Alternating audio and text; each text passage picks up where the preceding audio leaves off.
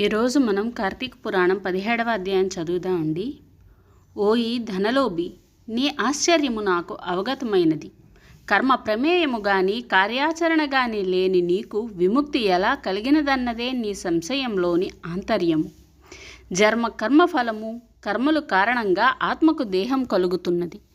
ఆత్మ ధరించిన దేహం వల్ల కర్మ జరుగుతున్నది కనుక శరీరమే కర్మకు కారణమగుచున్నది. కానీ అహంకారముతో ఆత్మ ఈ శరీరమే అని వ్యవహరిస్తున్నది. ఓయి పునీత పుణ్యపురుష, నేను నాది అనబడు జీవాత్మయే అహంకారము. ఈ అహంకారముతోనే సర్వస్వం అన్న భావనను కలుగజేస్తున్నది.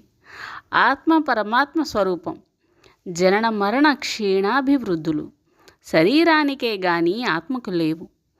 కర్మకారకమగు శరీరము పంచభూతాత్మికము.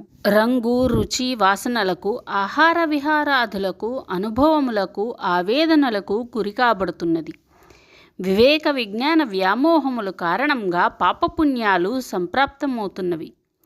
వీటి ఫలితాలను జీవుడు అనుభవించవలసిన వాడవుతున్నాడు. కర్మ నిశేషమే విముక్తి. ముక్తికై కారకులే పుణ్యవ్రతాలు. అంతఃకారణానికి దాని పరిధికి సాక్షివై చైతన్య స్వరూపువై పరమాత్ముని భావించి శరీరం ఘటం వలె లోపభూయిష్టమై ఉంటుంది. కాబట్టి శరీరాలు పరమాత్ముని నిశ్చల రూపాలు కాలేవు. శరీరం ఆత్మ కాదు. ఆత్మ పంచభూతాత్మిక శరీరం కాదు. ఈ శరీరంలోని ఇంద్రియాలు నీవి కావు.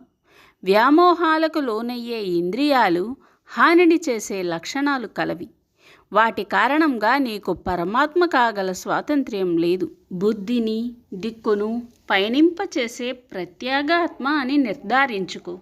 యావత్తు సన్నిధానం కారణంగా దేహేంద్రియాలు జడత్వమును ప్రాణమున్న జననము లేని ఆత్మయని తోస్తుందో ఆ పరమాత్మ నీవని నిశ్చయించుకో. జాగ్రత్త, స్వప్న, సుషుప్త అవస్థలయందు పదార్థములు లయమైనప్పుడు వికారరహితుడై సాక్షిభూతుడై చూచేవాడెవడో వాడే నీవని భావించు. దీపం వేరు వెలుగు వేరని తోచినట్టే దేహం వేరు దేహంలో ప్రకాశించే ఆత్మ వేరని గ్రహించు. ఆత్మస్వరూపుడై నట్టి పరమాత్మను ధ్యానించు. సత్యాసత్యాలు ప్రియాప్రియములందు ఇష్టుడైన సర్వసాక్షియే నిత్యమని నిశ్చయించుకో.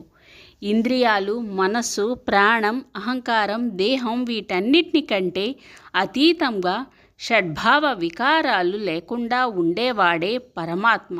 అజ్ఞానాంధకారం లేనిదే, చెరగనిది, నిర్మలమైనది, సుఖజ్ఞానం కలిగినది, సుఖానికి ఆనందానికి అతీతమైనది, పరిపూర్ణమైనది, శాశ్వతమైనది యగు స్వరూపమే పరమాత్మ. సర్వజ్ఞత, సర్వేశ్వత్వం, శక్తిత్వం వేదాలలో ఎవరికైతే వర్తించి చెప్పబడిందో అట్టి పరమాత్మనే అనుసరించి ఆచరించు.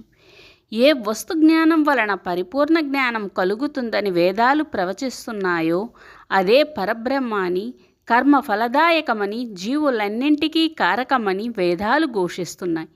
పరమాత్మని కూల్చిన వాక్యార్థాలు అర్థమయ్యే వరకు సమధమాది గణాలతో వినడం, అర్థం చేసుకోవడం ప్రయత్నించు. ఆత్మజ్ఞానము కొరకు మంచి కర్మలు చేయాలి. పొందిన ఉపదేశాలకు తగ్గట్టు యథావిధిగా కర్మలు ఆచరించవలసిన కర్మ వల్ల జన్మ తెరిస్తుంది. స్వయం సిద్ధ లయైన ఆత్మ ప్రయత్నాలైన నీ కర్మఫలాలు బంధాల వలన తొలి మోక్షసిద్ధి కలుగుతుంది. ఇది శ్రీ స్కందపురాణే కార్తీక మహత్యే కార్తీక పురాణం 17వ రోజు పారాయణ భాగం సమాప్తం.